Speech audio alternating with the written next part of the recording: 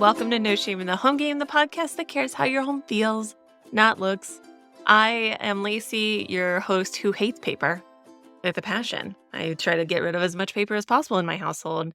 We're talking about paper management today with my co-host, who I know is pro-paper in some ways, Sara. Hi, Lacey. That was such a funny continuation of our yin and yang. Like, you hate paper. I love paper. It's true. I do love paper. I will not walk by a paper store. I love to go in. So much about paper that I love. I'm all about paper books. I love the idea of paper. Let me just say, I love the idea of a paper book. I love the idea of stationery. I don't like the reality of it, which is what we're talking about today, of the management of it. It's just too much stuff. Yes. And here is where the audience is going to be in for a surprise twist. I feel like I have to confess this. For as much as I love home management, paper management is my Achilles heel. Ooh. And I felt I could hide that fact and act like I'm an expert in everything. But the whole point of No Shame in the Home Game is there is no shame in the home game. So what I did was I walked myself through the steps, which is what we'll talk about here. And I am working on identifying what my hiccup is. So I'm going to go ahead and do a call out. If anyone out there is a paper management maven, I beg of you to reach out to us. We will do a part 2 to this episode and we will hear all of your tips and tricks because I would love that. What I discovered and what I know about myself is I love bigger movements, like doing the laundry. I don't care about carrying it downstairs and moving it over. I don't care about cleaning. I like it. You get to see the before and after. I don't mind doing things that take a lot of physical input. Paper management to me is so much more mental. We've talked about it before, how I get mentally fatigued before I get physically fatigued. Let's get clear first on what paper management is. So first and foremost, mail. I'm sorry, that was me being angry at mail. I was like, wait, does Lacey not get mail? Is that how much she dislikes paper? No, I get mail and I hate it. So mail is the biggest one. And then after that, it's like everything you bring home. So I don't know why they still all the receipts, like you go to a doctor's office and they print you off like a freaking book of stuff, which why do I have an online portal if you're going to hand me 10 pages of paper? That's what I've started doing is I use my chart. I'm good. Thank you. They print it out before I even sit down, but I will start yelling no across the room. And then receipts from the gas station, the grocery store, they print out those little paper coupons, right? And then there's the paper that you receive from, if you have kids, that's its own situation of paper. Reminder notes, field trip notes, art, pieces of paper, tests or artwork or crafts. That's its own thing. I do much better with that, actually. So that's all the paper. Am I missing anything with paper? There's the important papers, like Social Security, birth certificates, those kinds of things. They don't always come through the mail, but they're the papers that you need to hold on to. Like, for example, Joe and I are going on a trip in October, and the amount of times I've had to put in a passport number. But you don't just need the passport number. You need the expiration date too. Those kinds of papers that you have to keep. Important papers. Yes. And that's so interesting. I kind of skipped over that one. All my important papers go in a firebox. So I always know where they are. I like to think I know where they are, but then literally we just had to reorder a passport for Joe because we could not find his passport. I thought I had a system. I thought I knew where everything was. And then I went into the system and guess what's not there? Joe's passport. Other people can influence things. We'll just say that. My neighbor. Oh my goodness. It's so great. We're like the pressure release valves for one another when something happens. She was getting everyone ready for this gigantic family trip. And by gigantic, so many family members were going on this cruise. And they were going to stop at other countries. So they had to have their passport.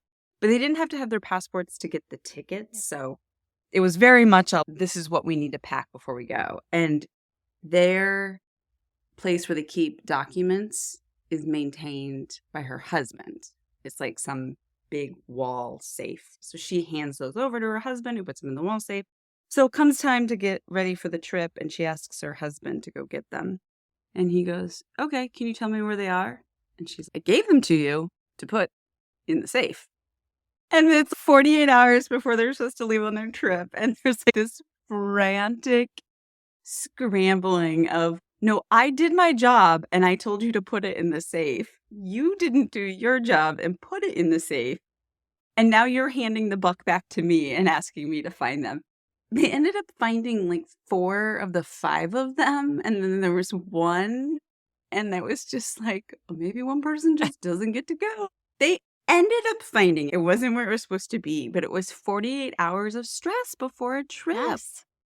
And that goes back to the basic premise of like, home management is to make your life easier so that you can enjoy life. So when you're getting ready for a trip, you want to be in that pre-trip bliss.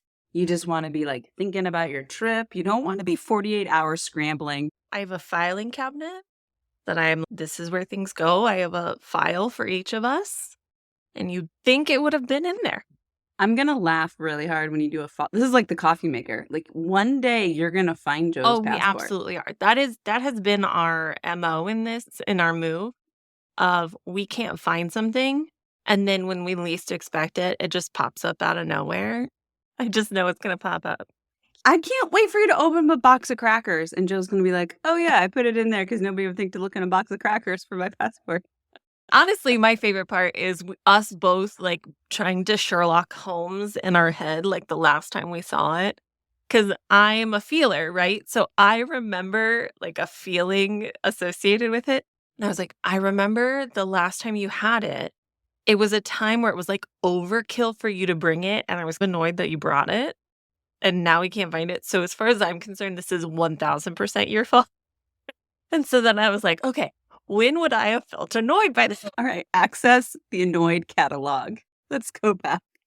Marriage is so funny. Marriage is not what you expect it to be. But anyways, okay, so important documents is its own category. Yes, very much agree with that. I do want to point out, though, is that important documents sounds like it should be easy. But it's that reset. It's the putting it back. That's the hard part of using it, getting it out, using it. And then putting it back. The putting it back, that's where it gets messy. I am just over the moon excited that you use the term reset because that's one of my favorite words. And you're absolutely right. So anyone, and this is where I wish I could get people like starting off, like right in the beginning of starting a household with other people.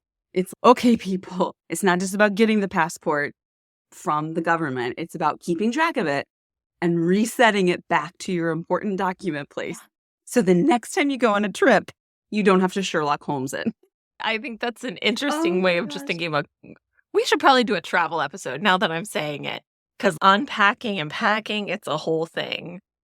It is a whole thing. And if you read the last newsletter, you know that I just got back from camping. Coming home is its own beast.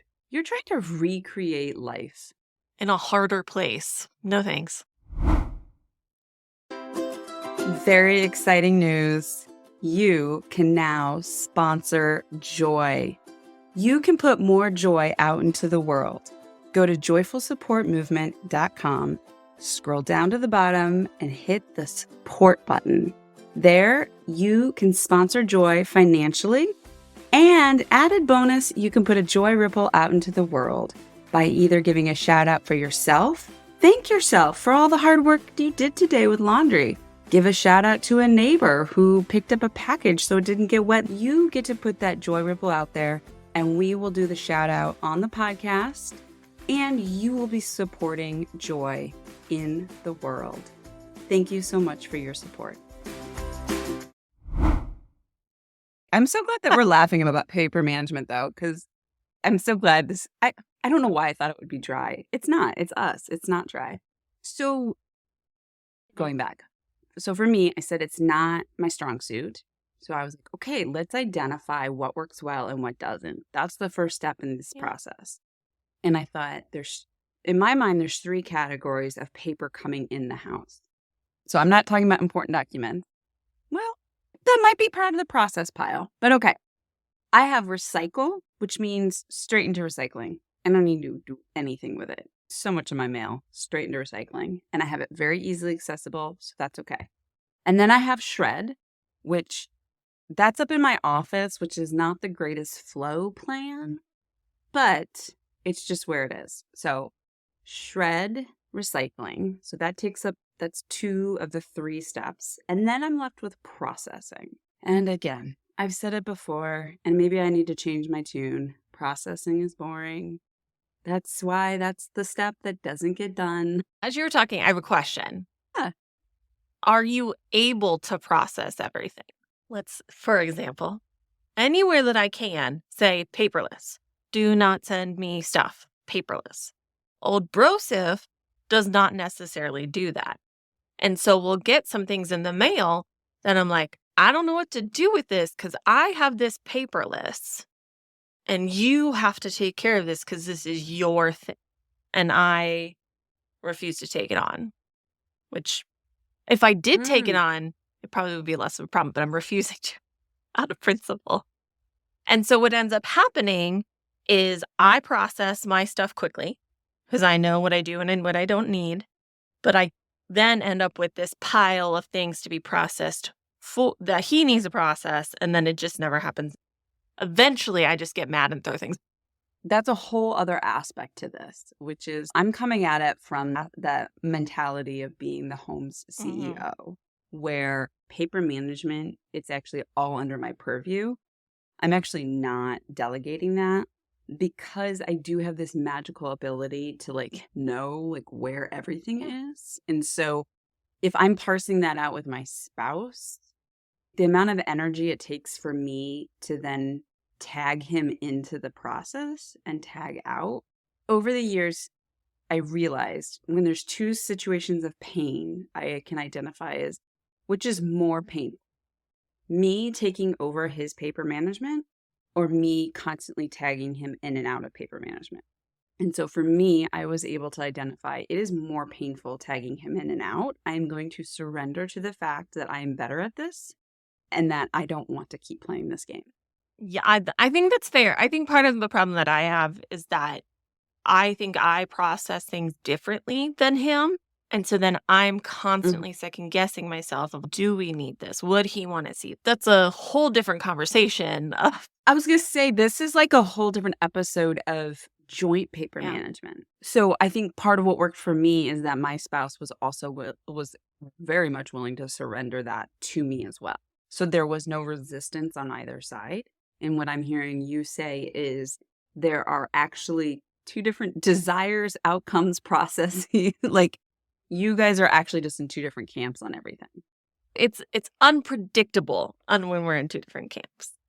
Oh, yeah. And let's be clear, in paper management, there's so many departments with marriage. We're just talking about paper management. So maybe we'll have a part 3 for paper management where we talk about how do you do it with a spouse. So recycling, shredding, and then processing. So for me, it's not that the processing, and this is what I go through with my clients as well. So this is a good journey of exploration. So let me ask you, Lacey, when you sit down, let's say you do get paper, you haven't made it paperless, you do have paper, and you have to process. Do you do it as needed, meaning once it fills up a basket? Do you do it on a once a week type thing? How do you process the paper that does end up in your house that's not in Joe's pile? Ideally, I would do it as it comes in. That would be what I would say my ideal is. And I do maybe about a third to half the time where it's, okay, what is this? This is a bill that needs to get paid that is not electronic. I have a pile of to be done stuff and that it goes there. And then I take that pile probably once a week or so and then do the stuff associated with it. But then the other part of the time is, sorry, I know how bad this is going to sound as it comes out. I get bitter. I'm like, I have to go through this pile and half of it's not even for me. And so I'll just let the pile sit. And then the pile gets out of control and then randomly I'll get angry and take care of it. No shame at all, because as you were talking, I was like, why don't I do it? I too there's no before and after fun. There's no reward to it. Like I talk about when you buy a house, it is so fun to pick out a new couch and be like, I'm going to spend money on a new couch. I get to sit on it. It's beautiful. It makes me happy. It is not fun to spend money on electrical. Yes, you have electricity, but most of what they do is behind a wall and you can't see it. And you're like, I don't get to see my $2,000 worth of electrical work other than the lights are working. So I feel like paper management for me is that. There's nothing to see. There's nothing to get joy from. Like when I mow the lawn, I can see that it's mowed. I can relate to you on that. So maybe I just need to give myself a reward. Well, part of me, I don't know how to, like, is shredding joyful for you? Because part of me thinks shredding sounds kind of fun. Oh, no, I definitely do get joy from shredding because the pile goes from a pile to nothing. And I do actually enjoy that part. What I really don't like, and I'm realizing too, it's because I like to be in motion. I will get rid of emails while I'm walking on the treadmill because I had to pair it with something. So when I'm doing paper management, I'm just sitting there. It's making the phone call. It's logging into the portal that's not taking your password, even though you reset it. And then it's like that monotonous. There's no dopamine lift anywhere in the process, right? Well, yes, I get that. But part of me is I feel like there could be. Like if it's a physical pile and you get to see as you take care of things, the pile goes down. Yes. Okay, so I'm going to try to hack this container. Ooh, yeah. And then I got to relish in it being empty. That's maybe where I have to make it part of the process. Because I've tried to hack this many different ways. Yeah, maybe I'm going to go find a really, really pretty container. And then when it's empty, there's like a smiley face or a picture of a bird at the bottom or something. Oh, I'm going to do some like adulting points at the bottom. Where do you keep your paper? Where does it sit? I'm getting better. I just want to say I'm getting better and still not great. What usually happens is mail and stuff come in with Joe and the kids at the end of the day, and it lands somewhere on countertop, kitchen table, arena. And then I usually process it by getting rid of the things that I need to get rid of. I've started recruiting the kids. Like last night, Isaac came in and he was like, "Here, Mom, this is the piece of mail we got today." And I was like, "Great, bud, just go throw it away." Because it was like a cruise catalog that's not even really addressed to us. So I'm trying to get them involved because they do love to be a part of things. And then if it's something that needs to be taken care of, it's supposed to go into a mail sorter thing that's on one of our countertops. And then the idea is that I take what needs to be processed up into the office or wherever I'm going to process it and then do that. And then it gets thrown away or shredded. I just realized I love these details. I could talk to 100 people and ask them this question. Like, I want to hear how everyone does it because I'm just so intrigued. So I'm coming back for me, problem solving. I'm just like, I need to pair it along with having that pretty bucket that makes me happy and there's something at the bottom. I need that dopamine reward. And everything I keep coming back to is like food, which I'm like, no, Mama doesn't need to be putting more food in her pile. But like, what other dopamine reward could I give myself? Like, when you finish all your mail for the week, you get to. I need something. I'm thinking of it more as a thing. Is there a podcast that you really look forward to listening to that you could listen to while you're doing it? So that's the thing is I actually, when I'm processing, I need all of my brain. Okay. If I'm just sorting, if I'm like just opening, when I shred certain things, I don't shred the envelope if I don't have to. So I'll open it and pull it apart. I can do that while I'm listening to a podcast. But when I'm actually doing the thinking part, I need So it truly needs to be an after. Yes. And sometimes I can do that with a show that I'm watching, but then you finish the show and then you're like, I don't have a show anymore. I'll keep pondering that. I do want to give out a filing hack that a friend introduced me to. I would put the stuff that was done. I'm like, okay, I've dealt with this, but I do need to keep this record for whatever reason. I'm going to put it in my filing pile. And my filing pile would get out of control because I never wanted to do the filing. I will say one thing that I'm considering doing as we're talking is getting one of those desktop scanners. And I'm just going to start scanning everything in and go from there. Because I think I might actually accomplish things better. Because if something's digital, it is easier for my brain to process it. Yes. And I definitely know people who do that, and that is like just so Yeah. easy for them. They just scan it and then it's gone. For me, I am more of a paper person. Hold on. What if that's the solution for me and Joe as well? I'll scan it for you. I get rid of the actual paper, and then he has like a digital mail inbox. I'm going to look up scanners right now. I'm listening. I'm just too excited to not look up a scanner. Real-time solution problem solving. I love this.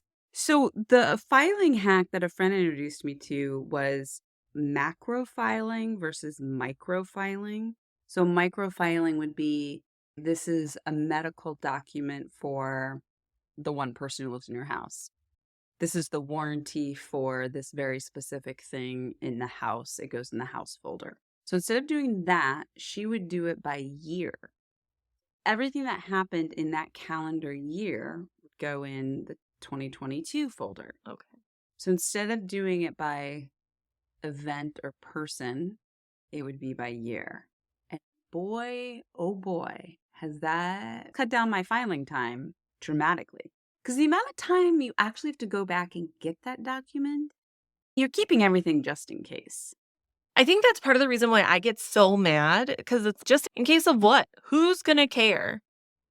And this is so funny where I get to take I am the pro I am the just in I case know. gal. Like I really am. Just in case of what? Yeah, sometimes like when we went to work with our financial planner, we needed such a slew of documents that were so obscure. And I was like, oh, I actually have all of those. And so I was able to go back and make a pile. I can easily see how if you're a scanner girl, that would be super easy to pull those all up from scanning. I will be honest, I keep more just in case than I need to. Yeah. But that makes me feel good. But I also, and this is where I'm using home management for everyone tips, I have a very defined limit what I'm going to keep. I have a filing cabinet and I am never going to get a bigger filing cabinet. Okay. It is 2 drawers. So when that baby is full, and I keep all of our manuals in there too. Do you keep manuals? Not really. If I had my choice, no. I'm very no wonder I'm such a big Joe fan. I'm realizing how similar we are. I keep all of our manuals. I keep I keep a lot of stuff. But when the drawer, we talked about like during the close episode, when you realize you're having to push into your drawer to get it shoved closed.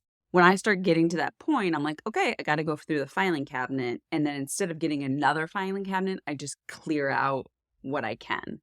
Maybe that's what I need to lean into. I like the throwing out part. That feels good. I think what I'm really distilling it down to, it's just that part of life that is necessity. Sometimes being an adult is boring. Being an adult is so Ugh. boring. Sometimes I just don't want to admit that. It's so boring. I can still remember as a little kid, I was so excited when the mail would come. I'm a kid from the 80s, so that was really exciting. The catalogs, I had a pen pal, and I would get all excited that my dad would bring it in. And I remember this one time, I was like, oh my God, that's so exciting. You get so much mail. And they're bills. Do you want my bills? And my dad's actually like a very upbeat guy. And so it was a very stark contrast. I was like, oh, mail gets not fun as you get older.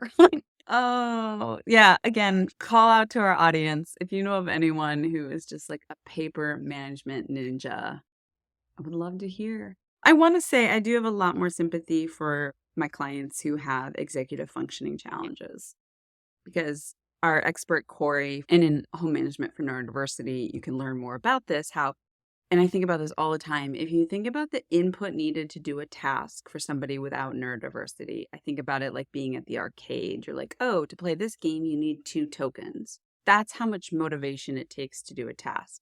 But when you're neurodiverse, it can be like, oh, this game needs 20 tokens to even get started. And I can really feel that when it comes to paper management. Oh, I need 20 tokens to start. But for neurodiverse folks, that's every single task. That is doing the laundry, washing the dishes, making a grocery list, going to the that is every single task is 20 tokens for them. So if anything, it gives me sympathy, which is Yeah. good.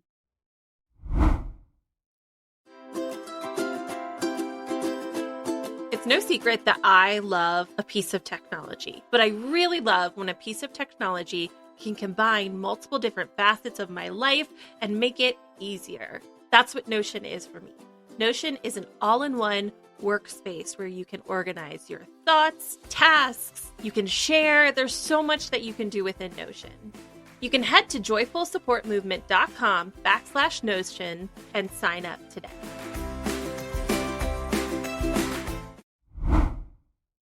So I've been working on home management for everyone as a Notion template.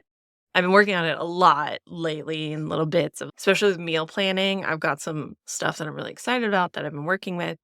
And I'm like, oh, this can go into Notion as like tasks and ways for things to be handled. And then certain documents, there's a way that we can say, yes, this needs to go in the HOM for the manual. So I want to find something that allows me to do that. I am getting nerd excited over here and I need to wait. Oh, that's very exciting.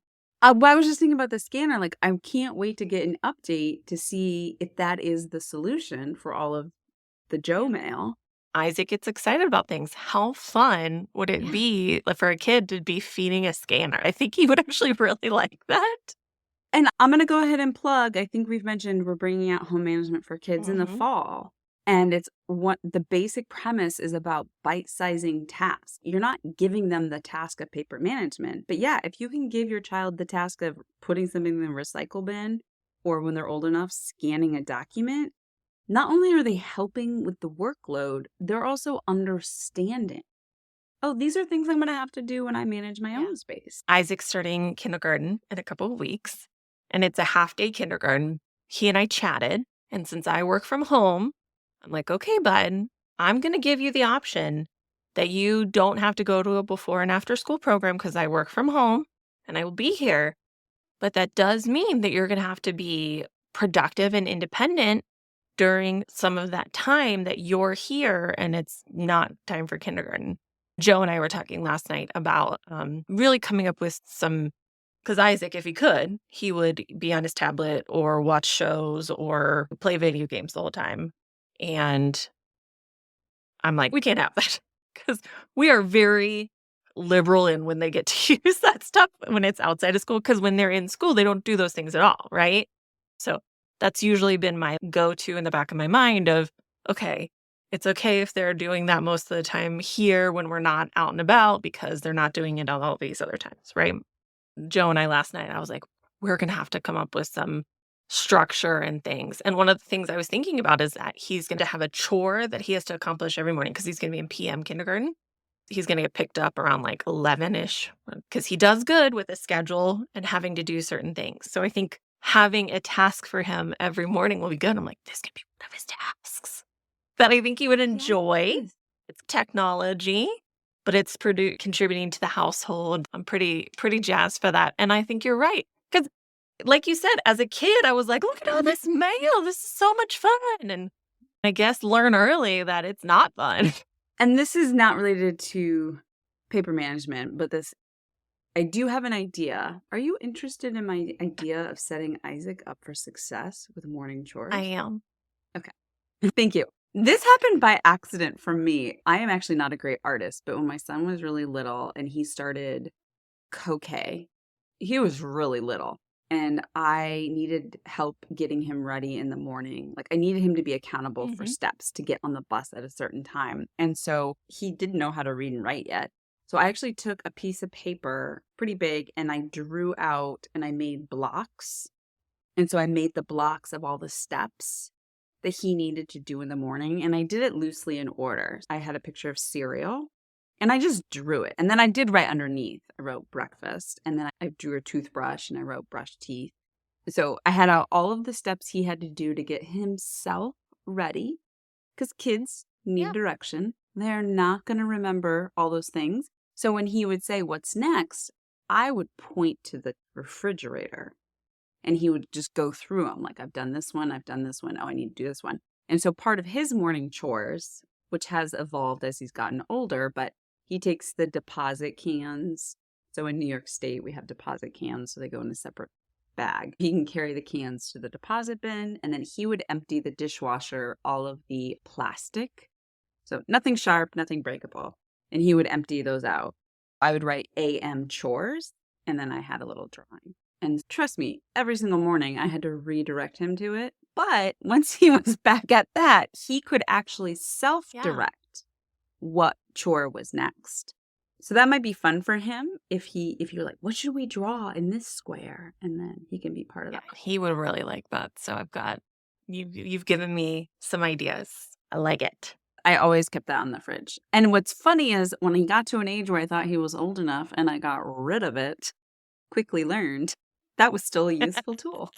We didn't need the pictures anymore, but we did need a list of the steps. Because as I learned, when you become a teenager, your executive functioning actually regresses. Okay. But back to paper management. Conclusion, or next steps. Lacey's going to find a scanner. Very excited to hear if this is a solution for the Joe situation. I'm going to find something really pretty to put the papers in. I'm going to try to make that process as enjoyable as possible and try to find something to pair it with that is very much happy for me, because the processing is boring, but it very much has to be done. And piling it up doesn't make it easier. It doesn't. That's when I get into what I lovingly call my rage cleans. We're getting rid of everything. Love rage cleans. I love it. So much gets done in such a small amount of time. Do the people around you love rage cleans? They've learned to be out of earshot when they happen, because otherwise they just get tasks and chores. Mine aren't as much rage fueled as they are just like adrenaline fueled. This is all happening in the next 15 minutes. But I'm not really mad, but you will get a task if I see you. I understand that. And then I don't know if you get this, and every once in a while I'll get, do I have to do it right now? Yes. Yes, you do. Nobody ever asked me if they need to do it right now, but if I see them not doing it right now, I'm more just like, when did you think I meant for that to get done? Why are you still sitting there? Nobody ever asks me, did you mean right now? I meant 5 minutes ago. Yes. Lacey, what are you thankful for this week? Ooh, a lot. Listeners, I don't know if you follow me on social media, you know I am unexpectedly pregnant in the greatest way possible. I'm very excited about it. Joe's very excited. We're all excited and blessed about it. But it's a lot. And one of the reasons why I was preventing pregnancy is because I was scared of what pregnancy would look like for me as my chronically ill self. And I don't want to mean scared as like worried about my health or anything like that. I'm not. Like, it's going to be whatever it is. It's more of my capacity to do. That's what made me nervous. And this week, I am so grateful for the people around me to let me be whatever I needed to be. So I have been in one of the largest rest periods of my life the past 2 weeks, because if you know anything about being in your first trimester of pregnancy, you're exhausted. And when you have that on top of ME/CFS and changing up medications because you're pregnant and all of these different things, I've been in a place of real rest.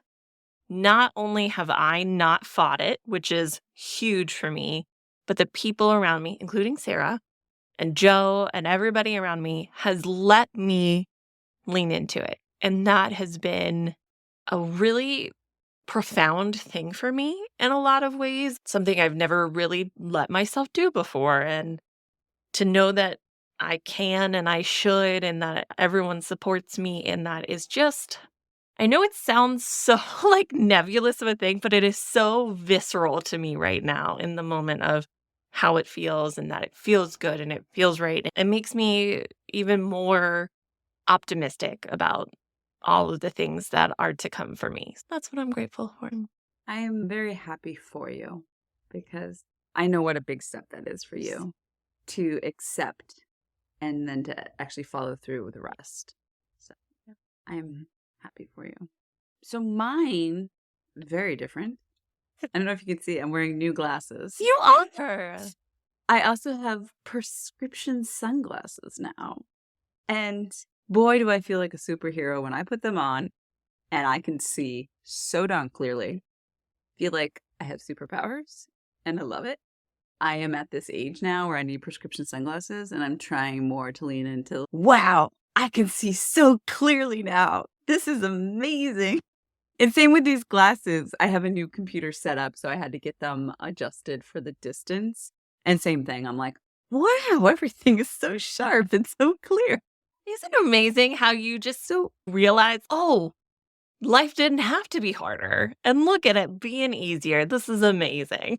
I am thankful for, I have an amazing eye doctor who is great and she's patient because I'm a bit of a unicorn with my eye needs and she's funny and she's great. So I'm thankful for her. I'm thankful for glasses. I think back to the day when like they didn't have eyeglasses for people, or if they did, it was like, okay, here's something, but it's not specific to the person. And I just think about all the headaches and all the eye strain. Oh, I'm so thankful I live in a day and age where I get exactly what I need. I think that's really beautiful because it's your view of the world. It's how you take in the world. Absolutely. So I'm thankful for eyeglass. Me too. I'm thankful for you. Thank you, Lacey. It was good to see you Thank today. you, Sarah.